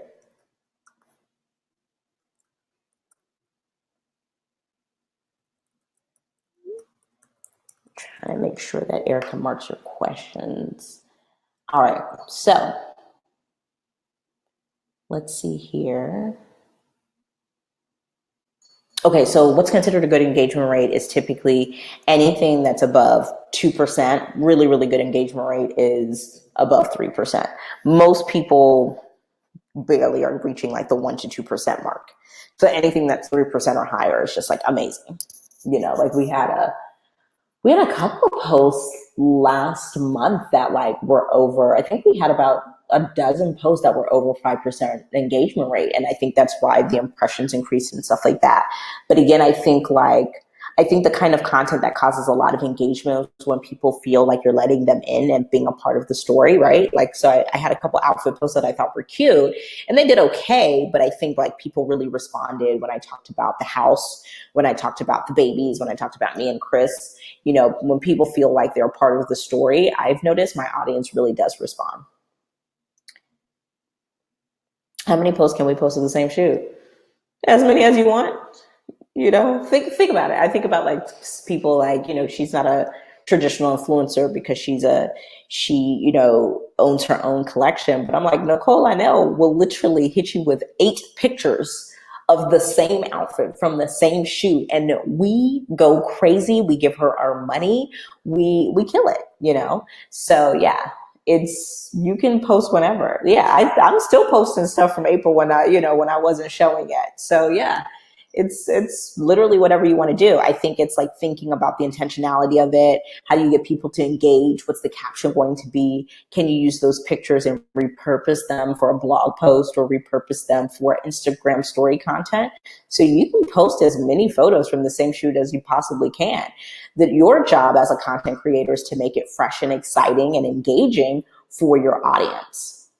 How do you bounce back from essentially screwing yourself on engagement from participating in the like thread on Facebook for a year? Do you basically have to start from the ground up implementing the tools you shared? Yeah.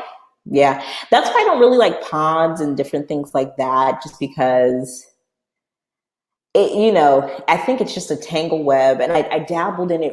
I think I dabbled in it in like, I want to say maybe like 2016, 2017. And it's tough because then what happens is, like, if I don't like her post, she won't like mine. And I'm not interested in that. Like, if I like somebody's post, I want to generally be able to like the post. I don't want to feel like I'm doing it for, giving a tit for a tat, Thank you, Chinny. I have really high engagement, 20%. Wow, but slow growth, slower than I would like anyway. What do you do to supercharge growth? I think you just have to keep at it. It really is the consistency thing, right? And I know that sounds so cliche, right? But you do have to keep at it, because I do think sometimes we hit thresholds in our seasons. And what happens is you have to keep pushing through, right? And right when you want to quit, that's when you like make a breakthrough through the wall. So just keep at it. I mean, the fact that I'm so envious of this 20% engagement rate, that's amazing. Like that is quite impressive. But typically typically you'll notice that if you have under 10,000, especially if you have under 5,000, followers, that you will have pretty high engagement rate. It pretty much starts to drop once you hit 10, then once you hit 50, once you hit 100,000. So it's like, I'm excited, my growth is growing, but then my engagement's going down, right? And then so right now you might be really what you consider low growth but high engagement. And basically at the way Instagram works, it's like you either get one or the other, So Joy says, I have a good size following on IG, close to 25,000. Awesome. My engagement has dropped and many followers never see my post stories. Yeah, you have to post more consistently. Yeah, because that's basically what happens, right? It's that like, it almost is like, it's like that 10, 25, 50 mark. And yeah, because at 50K, that's what happened to me. And I was like, man, did I like fall off? Like, do my followers not rock with me anymore? But the algorithm just does what it wants, girls. So it's like, can you use different hashtags? If you were posting, once or twice a day, can you post 3 times and see if that helps out? So yeah, it's tough. And I think and I didn't touch on this really in depth, in the class, but Instagram stories has a lot to do with your engagement. So the more Instagram stories you post as well, the higher your engagement will be as well. What do you think about posting multiple posts about different topics within the same day? On Instagram, I think it's fine. On your blog, unless you have like staff, I think it is a really quick way to burn out. So, how do you come up with captions? I will literally not post Instagram pics because I cannot come up with caption. Yeah, Casey, I totally know what you mean. I think the thing that people don't realize is that Instagram captions are copy. And so that's why they don't just happen easily, because essentially your Instagram caption is marketing, right? / selling your Instagram photo, right? And that's why if we don't have a caption, we don't post it, because we're like, we're not selling it right. And so you do just have to take the time out, just like you would with a blog post. And, that's why I say plan out your content, because, and I mean that in the Instagram sense as well, because writing Instagram captions is hard, because it's copy. So you just have to take more time out. I think people, again, think they should be doing it on the fly. And it's like, no, girl, it takes real effort. Like, especially to me, I feel like the long ones are even a little bit easier to come up with than the short ones. The people who are just like so good at the punchy one-liners, it does take a lot of time, but I think a lot of those people are doing it in advance. I think that if you notice, like my recently higher engaged photos and posts on Instagram, like I took time out and I wrote those captions ahead of time. That's not just me like coming up with it on the fly. So again, it's about being really intentional. How do you want to engage and interact with your audience? And are you conveying that and intentionally implementing that in your Instagram caption? Yeah, so you just got to take some time. Let's see here. How many posts can we post to the same shoot? Got that. What's considered a good engagement rate? What ideas do you suggest for content ideas? We talked about that. I think it's about you, right? So I'm like, what does your audience respond to?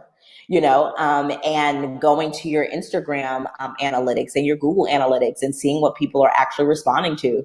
People respond when I talk about lifestyle stuff, when I talk about family stuff, when I talk about influencer stuff. So that's what I create content about.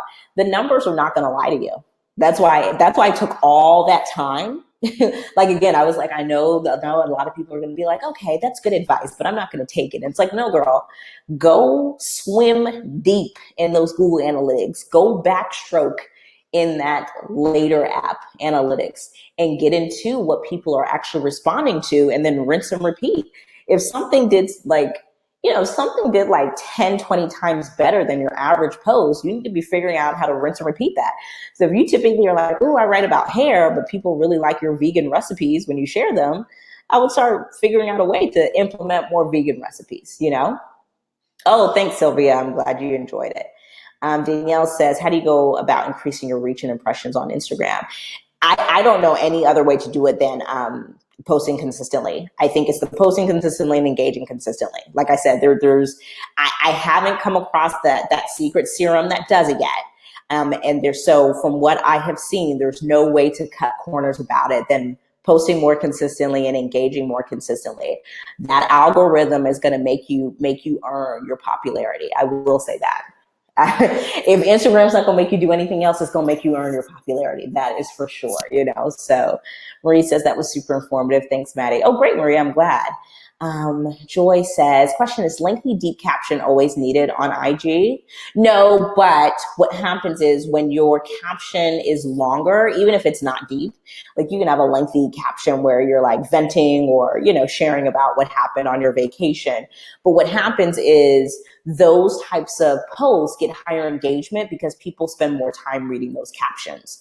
And so you'll notice like even and same thing with blog posts, right? Like blog posts that are longer, like it took me forever to write that 4,000 word post on the influencer business plan, but it almost doubled my time on site. And same thing, my lengthier posts on Instagram get higher engagement because people are spending more time on it. So time is another thing to consider when it comes to the algorithm, because if people spend more time on your posts, then the algorithm is going to also reference that as active engagement as well. I have a website for my biz. Should I blog there or create a separate site for just blog? I would say, unless you plan on blogging about something separate from what your website, represents about your business, I would just keep it on your site, right? Like I would just have a blog tab on your site, and then people can literally, read your blog post, get really engaged and excited about your content, and be like, man, I should probably hire her to design this, So I always tell people, don't make it like running one site is already like punch me in the face. I'd rather play traffic some days. So I wouldn't separate it. I would keep it together, Quinn. I would keep it together. I have about 5,000 followers, but my engagement is awful. Any suggestions? I think, well, how much are you engaging? Are you engaging a lot? Like, are you posting on at least 25 posts? I probably do about 50, I'll be honest. But again, I just love Instagram. I love interacting. And it literally takes about 30 seconds to write, do those things. So it's not taking up a lot of time, but it's like, are you engaging a lot? Do you actually respond to people who, even if you're only getting one comment, are you actually engaging with that? So yeah, I think that's definitely a big thing there. How do you select who to comment on daily? Is it strategic or random? I try to keep it balanced. I usually try to I'll comment maybe on 3 or 4 celebrities. I'll comment on a lot of my peers who have the same amount of followers I do. And then maybe my friends or, just people whose content I like, like whose content makes you respond. And that's typically how I go about that. Not everybody's content is doing that. But I follow enough people, like I want to say I follow, what's the thing called? Maybe 2,000 people. Yeah, I follow 2,000 people. So it's enough. Like if I scroll down and keep at it, like I usually can find 25 people who do something that make me want to say something. I also am pretty engaging on Instagram stories too. So I think that's another thing that brought my engagement up. You always bring so much more to the table than we expect. That's sweet. Thank you so much. Okay, hold on. Let me see. I've heard we're not allowed to promote Amazon affiliate links on IG. Do you know about this? I don't know about this, but I think it's because I think IG is probably about to do an affiliate link thing. So I do know like Reward Style is about to get the boot soon. So if you're a style blogger, you're familiar with Reward Style. But I think they're about to get the boot soon, which is why they've been pushing the Like to Know It app a lot lately. Because I think Instagram is probably going to do their own version of affiliate links pretty soon. How do you figure out what people buy because of your influence? I think because of the conversion, right? Like, so if I'm like, hey, everybody was asking me about my sweater, I put the link in bio or I put the swipe up link and, 300 people swipe up or 300 people go visit go click that link, that usually will tell you, you know what I mean? And so I think that's also what you have to do. You actually have to position your audience to actually be converted, right? So you can't say like, nobody ever visits my blog. And it's like, well, who did you tell to visit your blog, right? Or, so Shakita, have you actually put out a link where somebody can purchase something, whether it was an affiliate link because it was your sweater, whether it was an ebook you wrote, whether it was tickets to your event. Have you actually been like, hey, I'm selling this, or hey, you can buy my sweater through my, affiliate link here? Have you actually done that and then actually measured that? And again, that's why that projecting is so important, and setting those clear goals and doing reports, because we record that. Like, how many website links did you get this week? Is it because you posted that link to your sweater everybody was commenting on? Or did you not post anything and then wonder like, oh, no one wants to buy my thing? And it's like, again, you can't say that somebody didn't do something and you didn't put them in the position to do it. And that applies to your audience as well. What about hashtags? Is there a way to find the right ones? I feel like I use the same ones every time and struggle to find new ones. Yeah. So actually, I will say using the same ones every day is usually probably going to null and void them. So I definitely will encourage you to just switch it up. I think, if I'm not mistaken, I don't want to lie to you, I think you can use 30 to 32 hashtags. And what you want to do is make sure that there's a variety. There's big, medium, and small hashtags. So your small hashtags are your hashtags that have like under 10,000 posts associated with it. Your medium ones are the ones that have more like, I like to say like between like that 10,000 to 250,000 mark. And then your big ones are like that 250,000 to like millions of posts on it. I think what's really strategic is making sure that you have a blend of those size hashtags. I think if you do all big, it can come off kind of spammy to Instagram. If you do the same ones all the time, that also can get kind of spammy, because it's like, okay, what's the variety in this content, right? So I think it's also just about paying attention, right? Doing your research. I literally am like, okay, is anybody posting anything on like hashtag influencer tips, hashtag moms in Atlanta, hashtag black girls with blonde hair? I mean, I look up everything, and so just doing little research like that, and then again, keeping things in your arsenal, even if you just have a Google Doc with a variety of the different types of hashtags you use, I think is really strategic. Excuse me. Tanaka says, what image editing apps do you use for your blog and Instagram in images? We currently use Lightroom. And we use a preset. We're currently using a preset from at Chasing Denise. Denise has two S's. and we love it. But I also have used presets from Erica Evans, who's another fantastic photographer. She's based in Dallas. Erica edits all my images. I sometimes edit them, you know what I mean? But usually I delegate them. But she uses Lightroom, and she does the preset on it, or she'll, edit it from scratch if the preset doesn't look right.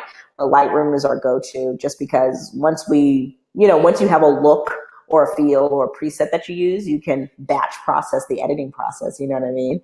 So, yeah. I used to not tag my outfit and force my viewer to click my blog more for more info. That was a fail. Yeah, I don't think withholding information is a way to build trust with your audience, right?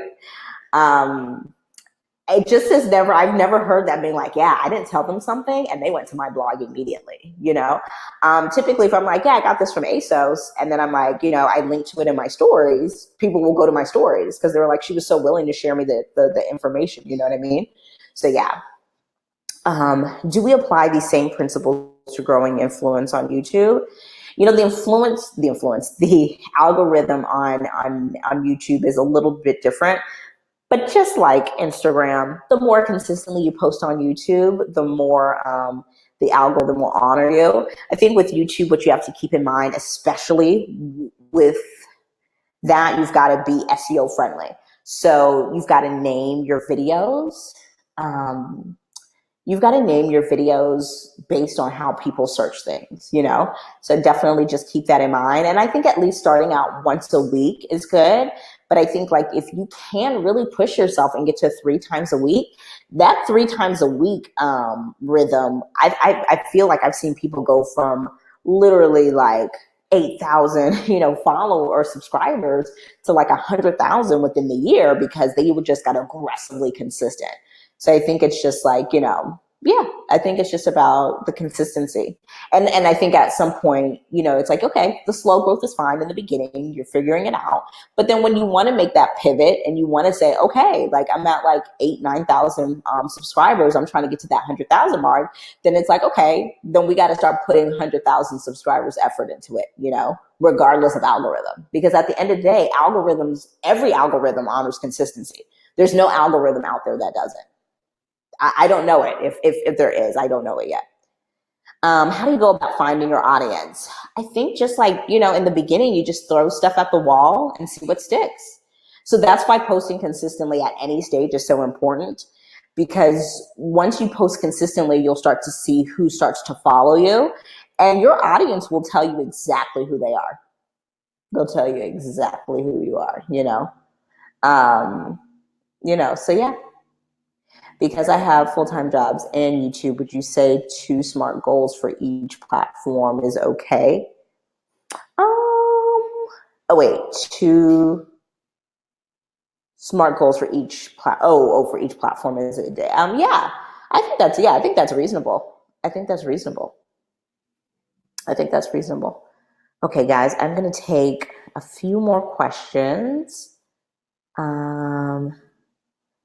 I think, do you recommend a business account versus a creator account on IG? I think it's up to you. I think you have more advantages with business account. I think right now I know they're pushing the creator account, but I feel like the business account still gets more perks. I think I had switched to creator account for like 2 seconds and I was like, absolutely not. I'm going back to business. So, it was pretty much, I think it's just preference, If most of your followers are family or friends, how do you break the barrier to learn or identify your real audience and what they want to see? I think just getting better, right? So I just kind of feel like getting better at creating content will do that, because when somebody's good, even if you've never seen them in your life, you're like, I'm going to follow this person. Their content is beautiful. Or like, I've never heard this person sing before, but I love their song or I love their music, so I'm going to follow them. So I do think it is just about simply increasing the level of quality of your content. So that might mean, getting better at photography, getting better at editing your videos, getting better at editing your photos, getting better at taking photos, like posing in photos as well. So I do think it's just quality, because I think at the end of the day, family and friends are default because they love you. But a complete stranger following you, to me, starts to tell you that there's enough quality there for someone who doesn't know you to follow you and trust you on their timeline. Sylvia says, I feel like this is a silly question, but if our time is really limited, do I take my time to do my homework from this course to create quality content? Or do I put a few posts out there? Can you tell me if I'm an overthinker? Well, I definitely don't think I understand why you just want to put a few posts out there now. Are you brand new? Do you not have anything? I mean, I think what happens is like you'll put a few posts out there now, which is fine. That's totally like, this isn't, the good thing about this class is it isn't law. My goal here is just to tell you what works for me, and you do what you see fit with it. I do just think, like, I know going the longer way, the road less traveled, doesn't seem cool and it seems tedious and stuff like that. But I do feel like you're going to see better results. I'm always going to pick quality content than just throwing out BS for the sake of saying that, oh, I did something. Because I think that's the web that influencers tangle themselves in. Well, it's like, I posted 4 times today, and it's like, well, if you would have done your homework and posted 1 time and it was killer content, you probably could have gotten 20 more times engagement because of the intention. So it's just where you want to put your effort. Do you want to put your effort in something that'll get you results, or do you want to put your efforts in something that you're looking for credit? You know what I mean? What's the biggest value that a micro influencer can offer an agency? Well, you're a nano influencer. So basically, I think the way they measure it is under 10,000 is nano, under 100,000 is micro, and then there's like another one. I don't know if it's macro or something else, but basically when you're over 100,000, there's like another level, and then I think once you hit 1 million, you're like I literally just read it the other day, but I think my pregnancy brain is failing me. But basically, once you are over 1 million, you're a celebrity influencer. I think nano influencers are killing the game because of engagement. Because you're like, somebody with 2.k followers definitely is going to have higher engagement than 2.7 million. You know what I mean? So I just feel like I would focus on those numbers. I would focus on your engagement rate, your conversion rate, because more people are getting to see your content because of the way the algorithm works on Instagram, at least, So I think you can offer them engagement and conversion rate if you actually have those numbers and can, prove it to them. And that, you're still growing. Also, like the rate you're growing at. I think growth rate is another thing that people can pay attention to as well. I struggle with writing. Any rules of thumb for blog post word count and IG captions? Blog posts don't have to be lengthy. I think like a 500 word count is cool, and really you can do like the 250 to 500, but usually if you want a decent time on site, 500 words, it's pretty decent. And I think it's just taking the time out. Sometimes, it's maybe writing isn't your thing, but talking is. And so maybe you get one of those, I think Google Drive has it, where you have those talk to type kind of things and you literally just talk it out. Or maybe the opportunity there is podcasting instead of writing.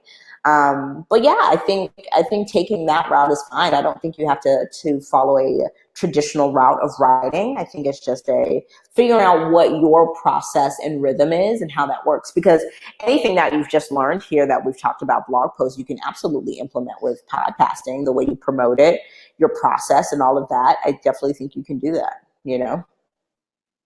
So yeah.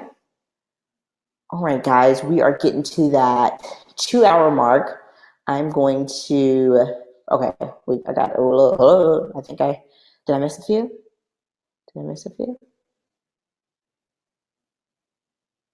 What's the difference between a creator and business account on Instagram?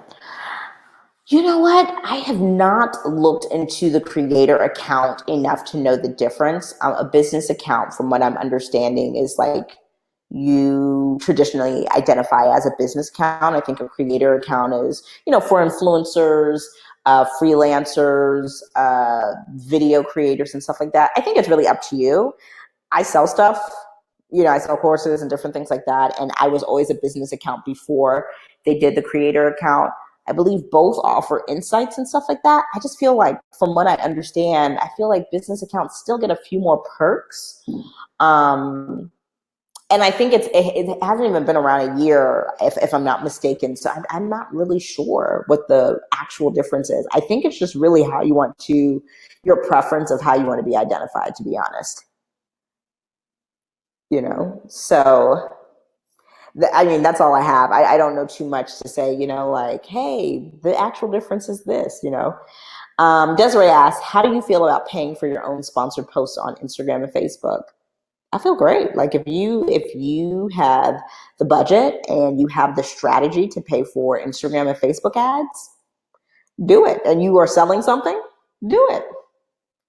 You know what I mean? I feel it's fine, like as long as you're not like telling people that you're selling them, really cute, jeans, and then you end up sending them like polyester pants. Like, so long you're doing it with integrity, I don't think there's anything wrong with it. I think it's a great tool. I mean, I don't think anything is beating Facebook ads at this point. Like, at this point, Facebook ads is like the new, what was the kind of commercials where, I can't even think of the word right now. Pregnancy brain is really just the worst. Oh, it's a new infomercial. We've all watched a Facebook ad longer than we want to admit. Like, kind of got us. So yeah, I feel fine about it. If you have a real strategy of what you're trying to promote. So, and that could be anything. That doesn't mean you have to sell info products or have an online boutique. But it does cost some money. If you get deep into it. Do you limit your time on social media? For example, I'm a social media specialist at work and influencing, which makes burnout happen faster. Yeah. Like, Instagram is great, but if I've had to post, like, if I've done an Instagram live and I've done 2 campaigns, and it's just like, yeah, guys, I'm going to go hang out with my kids, It's posting once a month on a blog and 2 times on YouTube too little. It is if you're trying to grow. It is if you're trying to grow. It is if you're trying to grow. Blog and social media names should correspond. My social media and domain corresponds because I use a nickname. My actual name is more unique, and identity has been something I've been thinking about. Could I keep my shorter, more condensed domain and social handles, or go ahead and just make the switch to my legal God-given name? There's a lot in the name. Yeah, I mean, if you want to go to your name, do it. Girl, we can say Kardashian or Schwarzenegger. We can definitely say your name. Yeah, switch it. Force people to learn how to say it. Yeah, I think it's fine.